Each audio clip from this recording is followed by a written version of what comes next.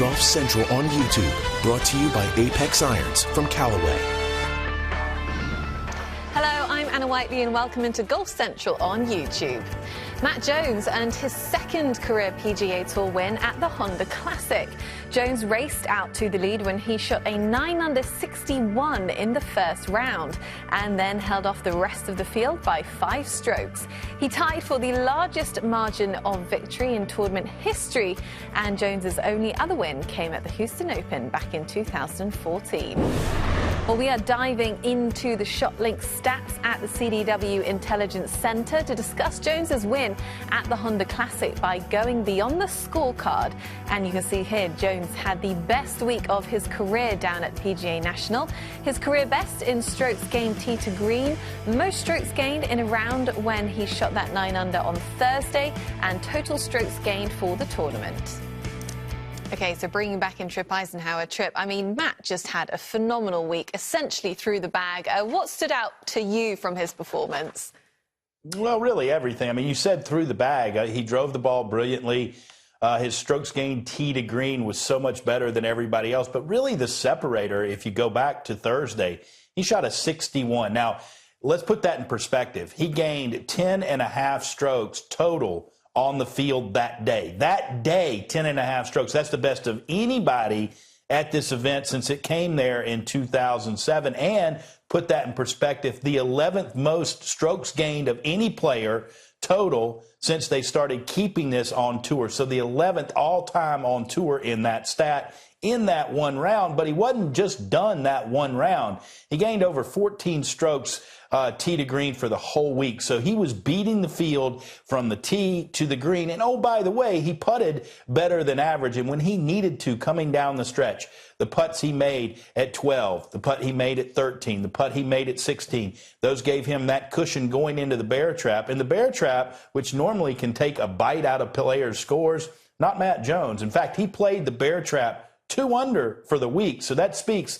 to how well he was striking his golf ball, because you have to be in control of your ball and your emotions to get through that bear trap and this PGA champion golf course. So once again, Matt Jones winning for the second time, but the Australian, as gritty as he is, he may not be done winning. He ultimately could end his career with a couple more wins with what we saw this last week. Well, the PGA Tour moves to Austin, Texas for the match play.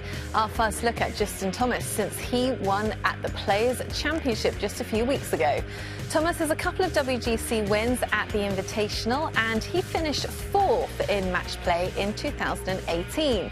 Thomas is eager to get back on the course, hoping to keep his momentum going.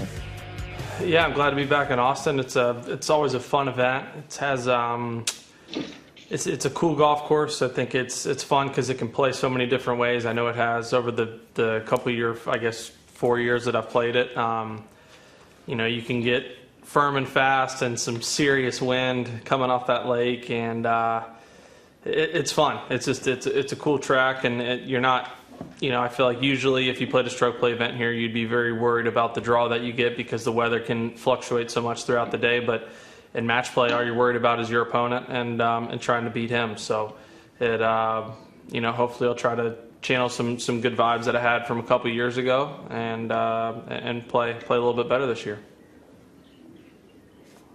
Okay.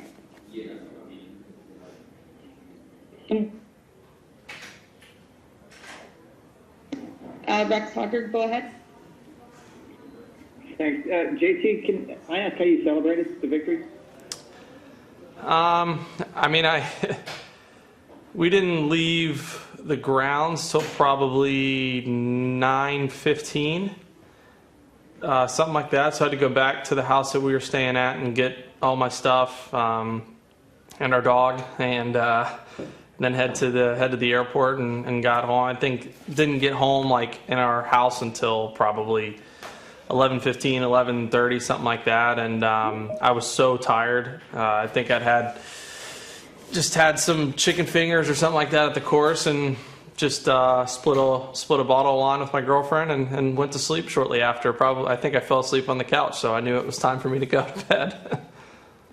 Big celebration! Congratulations! And did you get any text from Tiger after the fact congratulating? Yeah, for sure. I had some texts from him. I got to FaceTime, talk with him a little bit after because I knew he wanted to chat and catch up, and I knew he was going home the following day. So it was cool. I mean, he was in great spirits and was glad to hear how supportive. And my dad said he was texting him the whole day, giving him grief about what was going on. So it was good to see he was watching. Thanks, Casey. Okay, next we'll go to Kirk. Yeah, Justin, you've said in the past that you don't mind razzing Tiger a little bit because you guys have such a good relationship. Were you able to do that in your phone call or FaceTime? I mean, not really. It's, first and foremost, every conversation I've had with him, I want to make sure he's doing all right and feeling well. But, we're just talking like we always do. But he told me that I towed my tee shot on 18, which I didn't. I hit it right in the middle. I just overturned it a little bit. But he's adamant that I towed it. But I make sure to remind him that I didn't.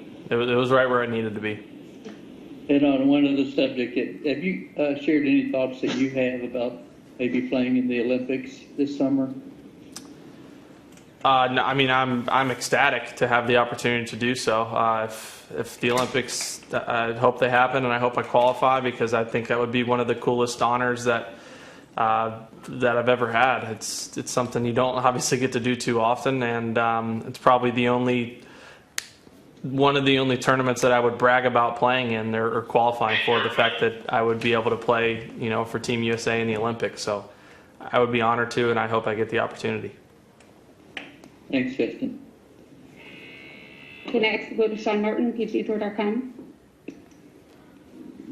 Hey, Justin. Obviously, iron players are of the victory of Team C Sawgrass, and it's a strength of your game. Is it always been a strength and came naturally to you, or I don't know, when did you become a strong iron player? Is it just something you've always loved, or what makes you a good iron player, do you think?